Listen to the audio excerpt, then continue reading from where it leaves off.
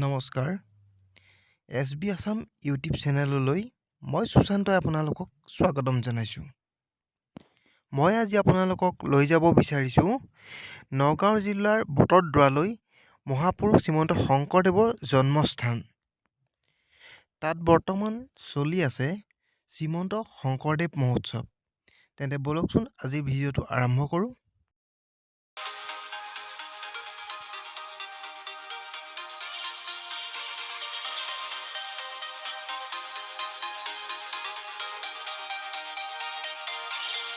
বৰ্তমান মই নগাঁও চহৰত উপস্থিত হৈছোঁ।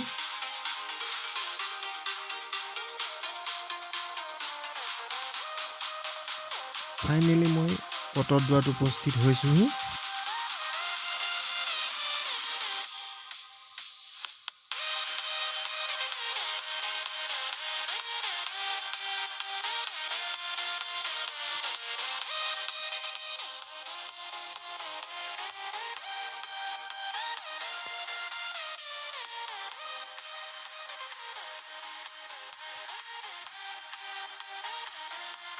এই মুহূৰ্তত নামঘৰৰ ভিতৰত নাম প্ৰসংগ চলি আছে।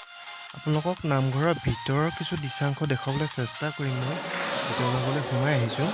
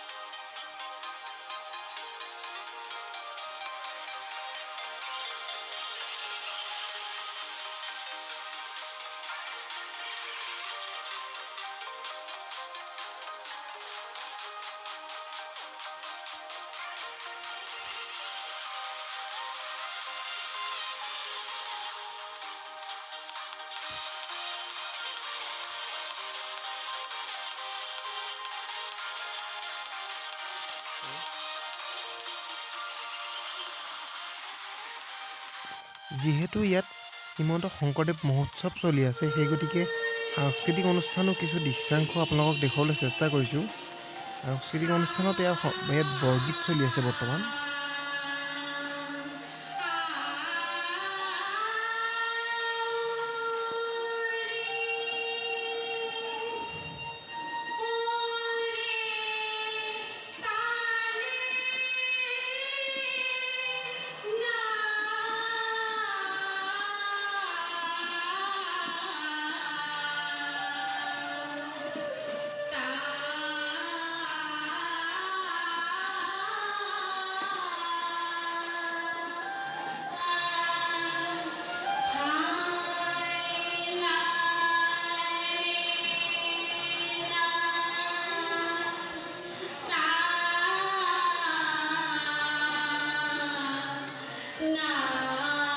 সাংস্কৃতিক অনুষ্ঠানৰ লগতে ইয়াত যি আকাশীগংগা পুখুৰী, সুবিশাল পুখুৰী আছে, পুখুৰীৰ কাষে কাষে চিত্ৰশিল্পীসকলে চিত্ৰ অংকন কৰাও দেখা পোৱা গৈছে।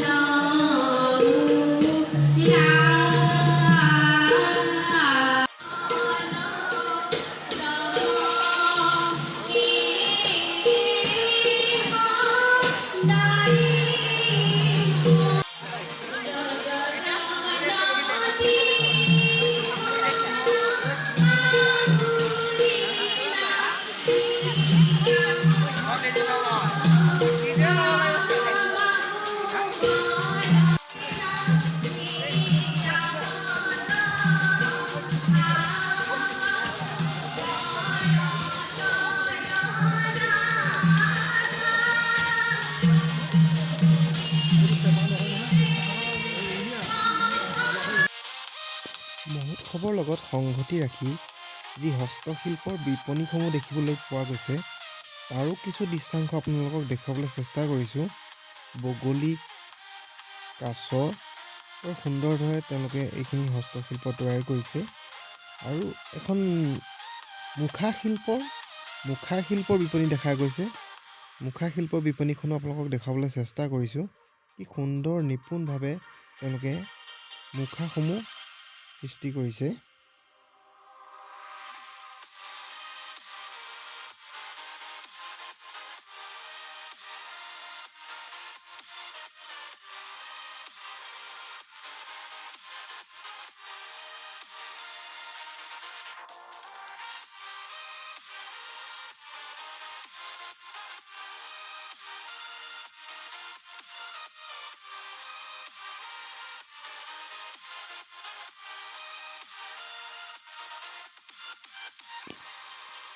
এই আকাশী গংগা যি সুবিশাল পুখুৰীৰ মাজত প্ৰভু শ্ৰীকৃষ্ণৰ যি কালীয় দমনৰ দৃশ্য অতি সুন্দৰভাৱে পুখুৰীৰ মাজত কালীয় দমনৰ দৃশ্য দেখা পোৱা গৈছে।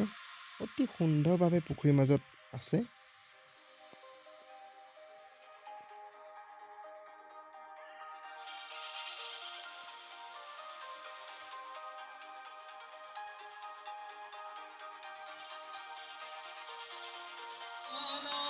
মহাপুৰুষ শ্ৰীমন্ত শংকৰদেৱৰ যি মহোৎসৱ, এই মহোৎসৱত তেওঁলোকে ইয়াত এক কাব্য উৎসৱৰো আয়োজন কৰিছে। তাৰো কিছু দৃশ্যাংশ আপোনালোকক দেখুৱাবলৈ চেষ্টা কৰিছোঁ। আহকচোন কাব্য উৎসৱৰো কিছু দৃশ্যাংশ চাওঁ।